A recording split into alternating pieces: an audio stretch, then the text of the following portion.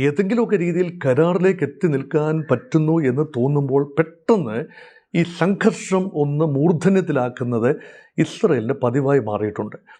എങ്ങനെയെങ്കിലും ഈ പ്രക്രിയ ഒന്ന് ചവിട്ടിക്കൊഴിച്ചാൽ നല്ലത് എന്ന ഇസ്രയേലിൻ്റെ ആഗ്രഹമാണോ ഈ ആക്രമണത്തിന് പിന്നിൽ? ഇസ്രയേലിൽ നിന്നും ചില ഉറപ്പുകൾ ലഭിക്കണം. ഇറാനെ ആക്രമിക്കില്ല എന്ന ഉറപ്പ് മാത്രമല്ല, ലെബനനിൽ സാഹസമൊന്നും കാട്ടില്ല എന്ന ഉറപ്പ്. വിദേശകാര്യ വിദഗ്ധൻ ഡോക്ടർ മോഹൻ വർഗീസ് ഒപ്പം ചേരുകയാണ്. ഡോക്ടർ മോഹൻ വർഗീസ്, ഈ വെടിനിർത്തൽ നിലവിൽ വന്ന് 3 ആഴ്ചയായപ്പോഴാണ് ഇസ്രായേൽ ലെബനനിൽ വീണ്ടും ആക്രമണം നടത്തിയത്. ഹിസ്ബുള്ളയുടെ ഒരു കമാൻഡറെ ലക്ഷ്യമിട്ടായിരുന്നു ആക്രമണമെന്ന് പ്രധാനമന്ത്രി ബെഞ്ചമിൻ നെതന്യാഹു തന്നെ പറയുന്ന ഒരു സ്ഥിതിവിശേഷവും ഉണ്ടായി. ഇറാനുമായി കരാറിൽ എത്താറാകുമ്പോഴാണ് ഇസ്രായേലിന്റെ ഈ ഒരു നടപടി ഉണ്ടായത്. അതായത് ഇറാനുമായി കരാർ വേണ്ട എന്നാണോ, അതോ ഹിസ്ബുള്ളയെ ആക്രമിക്കുന്നത് തുടരും എന്നാണോ ഇപ്പോഴത്തെ ഇസ്രായേലിന്റെ നിലപാട്? ഇറാൻ അമേരിക്ക സംഘർഷത്തിൻ്റെ വേരുകൾ തേടി പോയാൽ എത്തി നിൽക്കുന്നത് ഇസ്രയേലിലാണ് എന്നതാണ് പൊതുവെയുള്ള നിരീക്ഷണം. അത് പൂർണ്ണമായി ശരിവെക്കുന്ന രീതിയിലാണ് ഇസ്രയേലിൻ്റെ പല നീക്കങ്ങളും. ഏതെങ്കിലുമൊക്കെ രീതിയിൽ കരാറിലേക്ക് എത്തി നിൽക്കാൻ പറ്റുന്നു എന്ന് തോന്നുമ്പോൾ പെട്ടെന്ന് ഈ സംഘർഷം ഒന്ന് മൂർധന്യത്തിലാക്കുന്നത് ഇസ്രയേലിൻ്റെ പതിവായി മാറിയിട്ടുണ്ട്. ഇസ്രയേലിൻ്റെ അയൽ രാജ്യമാണ് ലെബനൻ. ലെബനനിലെ ഹിസ്ബുള്ള നിരന്തരം ഇസ്രയേലിലേക്ക് ആക്രമണം നടത്തിയിരുന്നു. അതുകൊണ്ടാണ് മുൻപ് ഈ ഗാസ യുദ്ധ സമയത്ത്, അതായത് ഹമാസിനെതിരെയുള്ള പോരാട്ട സമയത്ത് ഹമാസിന് പിന്തുണയുമായി ഹിസ്ബുള്ള എത്തിയതും അതിശക്തമായി ഇസ്രയേൽ ഹിസ്ബുള്ള കേന്ദ്രങ്ങളെ ആക്രമിച്ചതും 2 വർഷം മുൻപത്തെ പ്രധാന 2023 മുതൽ നീണ്ടുനിന്ന ഒരു ദീർഘമായ ഒരു 1-2 വർഷം നീണ്ടുനിന്ന ആക്രമണം. അതൊരു കരാറിലൂടെ ഹിസ്ബുള്ളയുമായി ആദ്യം ഒരു സന്ധി ചെയ്ത് അവിടെ സെക്യൂറാക്കിയതാണ്. പിന്നീട് വീണ്ടും ഇറാൻ അമേരിക്ക സംഘർഷം പൊട്ടിപ്പുറപ്പെട്ടപ്പോൾ, അത് ഇറാൻ അമേരിക്ക എന്ന് മാത്രം പറയുന്നത് ശരിയല്ല, ഇസ്രായേലും അമേരിക്കയും ചേർന്ന് ഇറാനെതിരെ ഫെബ്രുവരി 28, 2026 തുടങ്ങിയ ആക്രമണ പരമ്പരയിൽ അവിടെ സ്വാഭാവികമായി ഇസ്രായേൽ അതിലൊരു സാധ്യത കണ്ടു. ആ തക്കം നോക്കി ലെബനനിലേക്ക് വീണ്ടും ഇസ്രായേൽ ആക്രമണം വ്യാപിപ്പിച്ചു. ലിറ്റാനി നദിയുടെ തെക്കുള്ള പ്രദേശങ്ങൾ ഏതാണ്ട് പൂർണ്ണമായി കൈയടക്കുക വരെ ചെയ്തു. എന്നിട്ട് ആ പ്രദേശത്തൊരു ബഫർ സോൺ സൃഷ്ടിക്കുകയാണ്. ഇസ്രായേലിൻ്റെ വടക്കൻ പ്രദേശം, അതായത് ലെബനൻ ഇസ്രായേൽ അതിർത്തി പ്രദേശങ്ങൾ, അവിടെ ലെബനൻ്റെ മണ്ണിൽ ഹിസ്ബുള്ള കേന്ദ്രങ്ങൾ വളരെ വളരെ റാഡിക്കലി ആക്റ്റീവാണ്. ഈ കേന്ദ്രങ്ങളിൽ നിന്നാണ് ഇസ്രായേലിനെതിരെ ആക്രമണങ്ങൾ ഉണ്ടാകുന്നതെന്നാണ് ഇസ്രായേൽ പറയുന്നത്. ശരിയുമാണ്. അപ്പോൾ ആ കേന്ദ്രങ്ങളിലേക്ക് ഇപ്പോൾ വീണ്ടും ആക്രമണം ഇസ്രായേൽ ഘടിപ്പിച്ചിരിക്കുന്നു. ഇതാണ് ലേറ്റസ്റ്റ് വിവരമാണ്. ഇപ്പോൾ മെയ് മാസം ആദ്യം ഒരു കരാറിലേക്ക് അമേരിക്കയും ഇറാനും പ്രവേശിക്കുന്ന ഘട്ടത്തിൽ, കരാറിലേക്ക് പ്രവേശിക്കുന്നതിന് സാധ്യതകളാണ് കാണുന്നത്. ഒരു വലിയ സമാധാന പ്രക്രിയ ഇവിടെ നടക്കുന്നു. അന്തിമ കരാറായിട്ടില്ല. ചർച്ചകൾക്കുള്ള അന്തരീക്ഷം ഇപ്പോൾ സംജാതമായിരിക്കുന്നു. എപ്പിക് ഫ്യൂരി അവസാനിച്ചു എന്ന് ട്രംപ് പറയുന്നു. ഓപ്പറേഷൻ ഫ്രീഡവും അവസാനിച്ചു. നാവിക ഉപരോധം തുടരുന്നു എങ്കിൽ പോലും അവസാനിക്കുന്ന ലാഞ്ചനകൾ കാണുന്നു. എണ്ണവില കുറയുന്നു. അപ്പോൾ സമാധാനത്തിൻ്റെ വെള്ളരിപ്രാവുകൾ ഇങ്ങനെ പറന്ന് നടക്കുകയാണ്. ലാൻഡ് ചെയ്തിട്ടില്ല, പറന്ന് നടക്കുന്നതേ ഉള്ളൂ. ആ തക്കം നോക്കി എങ്ങനെയെങ്കിലും ഈ പ്രക്രിയ ഒന്ന് ചവിട്ടിക്കൊഴിച്ചാൽ നല്ലത് എന്ന ഇസ്രയേലിൻ്റെ ആഗ്രഹമാണോ ഈ ആക്രമണത്തിന് പിന്നിൽ? ഇപ്പോൾ ലെബനന് നേരെ, ഹിസ്ബുള്ള കേന്ദ്രങ്ങൾക്ക് നേരെ പ്രത്യേകിച്ച് കൂടുതൽ പ്രകോപനങ്ങളൊന്നുമില്ലാതെ ഇസ്രായേൽ നടത്തിയ ആക്രമണങ്ങളെ എങ്ങനെ കാണണമെന്നതാണ് വിഷയം. ഹിസ്ബുള്ള കരാറിൻ്റെ ഭാഗമല്ല, ഇസ്രയേലും കരാറിൻ്റെ ഭാഗമല്ല. ഞാൻ പറഞ്ഞു വരുന്നത് ഇറാൻ അമേരിക്ക കരാറിൻ്റെ ഭാഗമല്ല. യഥാർത്ഥത്തിൽ ഇറാൻ എക്കാലത്തും പറയുന്ന ഒരു ഡിമാൻഡുണ്ട്, ആവശ്യപ്പെടുന്ന ഒരു കാര്യമുണ്ട് അമേരിക്കയോട്. Look mister Trump, why don't you tell Mr. Benjamin Netanyahu to stop aggression in Lebanon? ലെബനനിലേക്കുള്ള ഇസ്രയേലിൻ്റെ ആക്രമണം നിർത്തിവെക്കണം. ലെബനനിലെ ഹിസ്ബുള്ള അവർ തങ്ങളോട് ചേർന്ന് നിൽക്കുന്ന ആളുകളാണ്. തങ്ങൾ അവർക്ക് സഹായം കൊടുത്തിരുന്നു, ശരിയാണ്. പക്ഷേ അവരെ നിരന്തരം ഇസ്രയേൽ ആക്രമിക്കുന്നത് അവസാനിപ്പിക്കണം. അത് അന്തിമ കരാർ ഏർപ്പെടണമെങ്കിൽ അതുകൂടെ കണ്ടീഷനാണ്. അപ്പം നമുക്ക് പറയാനാവില്ലല്ലോ ഈ ഇസ്രയേൽ ലെബനൻ വിഷയം കൂടി പരിഗണിക്കാതെ ഇറാനും അമേരിക്കയും തമ്മിൽ ഒരു അന്തിമ കരാർ എന്നത് സാധ്യമല്ല. അത് ഇറാൻ്റെ താല്പര്യമാണ്. ഇറാൻ്റെ സങ്കുചിത താല്പര്യം എന്നതിനേക്കാൾ കൂടുതൽ മേഖലാ താല്പര്യമായി അതിനെ കാണാനുള്ള ഒരു വലിയ മനസ്സ് അമേരിക്ക കാട്ടുമോ? അതാണ് ചോദ്യം. അമേരിക്ക പറഞ്ഞാൽ നിഷ്പ്രയാസം സാധിക്കുന്ന കാര്യമേ ഉള്ളൂ. ഇസ്രായേലിനോട് അമേരിക്കയ്ക്ക് പറയാം, വലിയേട്ടൻ്റെ സ്ഥാനത്ത് നിന്നുകൊണ്ട് പറയാം, നിങ്ങളിപ്പോൾ മേഖലയിൽ, അതായത് കുറച്ചുകൂടി പടിഞ്ഞാറ് മാറി ലെബനൻ്റെ മണ്ണിൽ കാണിക്കുന്ന ഈ ഒരു കാടത്തം അത് അന്തിമ കരാറിനെ ബാധിക്കും.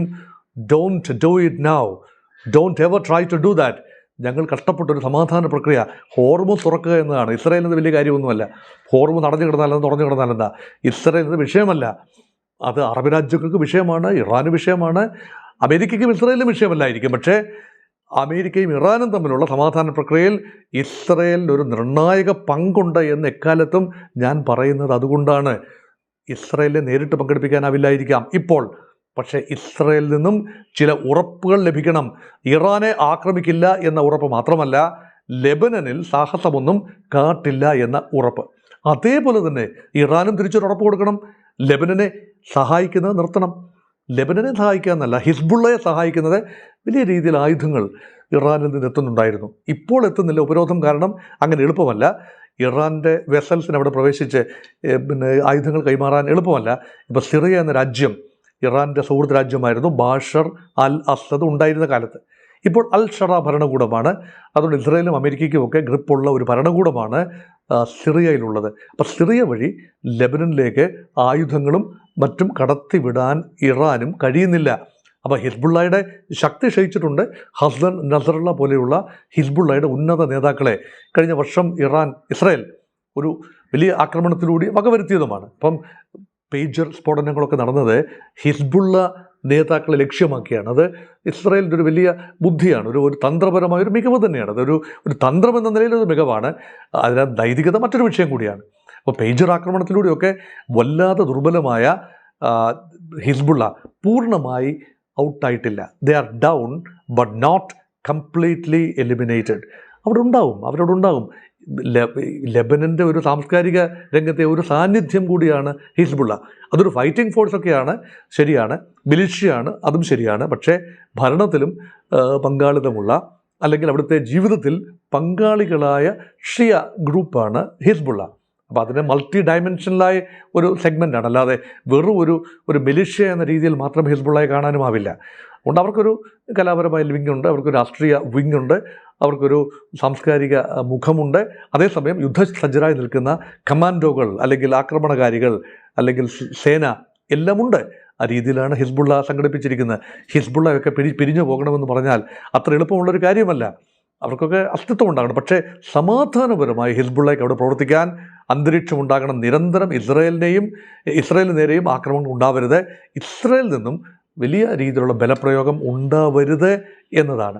അതുകൊണ്ട് പശ്ചിമേഷ്യയിലെ സംഘർഷം എന്ന് പറയുന്നത് ഒരു ഒറ്റപ്പെട്ട തുരുത്തിലാക്കി, ഒരു വാട്ടർ ടൈറ്റ് കമ്പാർട്ട്മെൻറ്റിലാക്കി നമുക്കതിനെ കാണാനാവില്ല.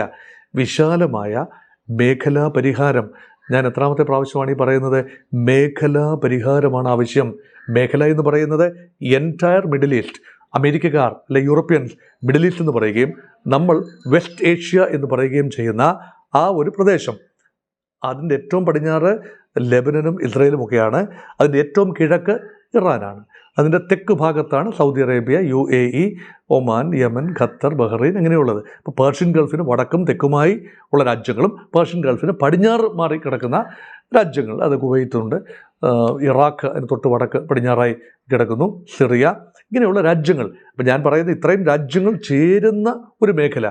അവിടെ ഈജിപ്തിന് ചില ഭാഗങ്ങൾ അങ്ങോട്ട് തിരിഞ്ഞ് നിൽക്കുന്നത്. ഈജിപ്ത് ഒരു സ്റ്റേക്ക് ഹോൾഡറാണെന്ന് വേണമെങ്കിൽ പറയാം. ഈജിപ്ത് അത് ആഫ്രിക്കൻ പ്ലെയറാണ്. മിഡിൽ ഈസ്റ്റ് എന്ന് പറയുമ്പോൾ അത് ആഫ്രിക്കയെ ഉൾപ്പെടുന്നില്ല. പക്ഷേ ഏഷ്യയിലും ആഫ്രിക്കയിലുമായി നിൽക്കുന്ന ഒരു രാജ്യമാണല്ലോ ഈജിപ്ത്. ചെറിയൊരു ഭാഗം ഏഷ്യയിലേക്ക് തള്ളി നിൽക്കുന്നു. അതുകൊണ്ടാണ് ഈജിപ്തിനെ രംഗത്ത് കൊണ്ടുവരുന്നത്. Egypt, Israel, Lebanon, Syria, Jordan, Saudi Arabia, Oman, Qatar, Bahrain, UAE, Iran, Iraq, ഈ രാജ്യങ്ങളെല്ലാം ചേരുന്ന ഒരു വിശാലമായ മേഖല. ഈ മേഖലയിൽ എല്ലാ രാജ്യങ്ങളും ഒരു രീതിയിൽ അല്ലെങ്കിൽ മറ്റൊരു രീതിയിൽ ഈ പശ്ചിമേഷ്യ സംഘർഷത്തിൽ പെട്ടു നിൽക്കുന്നു. അവിടെ ആദ്യം നമ്മൾ കേട്ടത് ഒക്ടോബർ 7, 2023 ഇസ്രായേലിന് നേരെ ഹമാസ് നടത്തിയ ആക്രമണം. അവിടെയാണ് സ്റ്റാർട്ടിംഗ് പോയിന്റ്. അതിൻ്റെ ചരിത്രം വളരെ പിന്നോട്ട് പോകണം. ആ ചരിത്രത്തിൽ നിന്നും ഒരു ടേണിംഗ് പോയിന്റിൽ വന്നത് ഇപ്പോഴത്തെ ഈ സംഘർഷത്തിൻ്റെ ടേണിംഗ് പോയിന്റ്.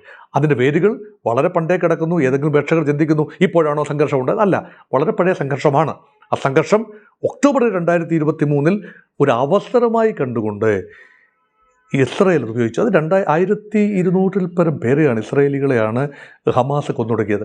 പക്ഷേ അതിൻ്റെ പ്രതികാരം എല്ലാ സീമകളെയും ലംഘിച്ച് ഹമാസിനെ വകവരുത്താനെന്ന രൂപത്തിൽ ഗാസയെ പൂർണ്ണമായി നശിപ്പിച്ചു. അവിടുത്തെ സമാധാന പ്രക്രിയ ഇപ്പോഴും ഇഴഞ്ഞിഴഞ്ഞ് നീങ്ങുകയാണ്.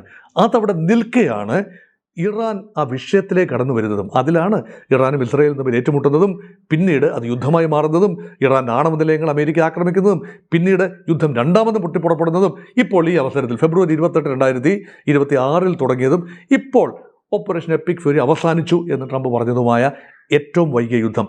അപ്പോൾ ഇത് ഇസ്രയേലിനെ പരിഗണിക്കാതെ അമേരിക്ക ഇറാൻ യുദ്ധത്തിനെ നമ്മൾ മനസ്സിലാക്കാനൊക്കില്ല. അല്ലെങ്കിൽ ഇറാൻ എന്ന ഫാക്ടറിനെ പരിഗണിക്കാതെ ഇസ്രായേൽ പാലസ്തീൻ അല്ലെങ്കിൽ ഇസ്രായേൽ ഹമാസ് പോരാട്ടത്തെയോ ഇസ്രായേൽ ഹിസ്ബുള്ള പോരാട്ടത്തെയോ കാണാനാവില്ല. അതുകൊണ്ട് പരിഹാരങ്ങൾ ഉണ്ടാകുമ്പോൾ ഹമാസ് ഇസ്രായേൽ അല്ലെങ്കിൽ ഗാസ പ്രശ്നപരിഹാരം മാത്രം പോരാ, ഇറാൻ അമേരിക്ക സംഘർഷം അവസാനിപ്പിച്ചാൽ മാത്രം പോരാ, ഇറാൻ ഇസ്രായേൽ സംഘർഷം മാത്രം അവസാനിപ്പിച്ചാൽ പോരാ, ഇറാൻ GCC സംഘർഷം മാത്രം അവസാനിപ്പിച്ചാൽ പോരാ, എല്ലാ രാജ്യങ്ങൾക്കും ബാധകമാകുന്ന, എല്ലാ രാജ്യങ്ങളും ഇൻവോൾവ് ആകുന്ന സമഗ്രമായ ഒരു പരിഹാരമാണ് ആവശ്യം. അതിന് ബാഹ്യ ഇടപെടലുകളല്ല ആവശ്യമെന്ന എൻ്റെ സുചിന്തിതമായ അഭിപ്രായം ഒരിക്കൽ കൂടി സ്നേഹമുള്ള പ്രേക്ഷകരെ ഓർമ്മിപ്പിക്കുന്നു. അമേരിക്കയ്ക്ക് അവിടെ എന്ത് കാര്യം? റഷ്യക്കോ ചൈനയ്ക്കോ അവിടെ കാര്യമില്ല. ഈ രാജ്യങ്ങൾക്ക് അവിടെ ഒരു കാര്യവുമില്ല.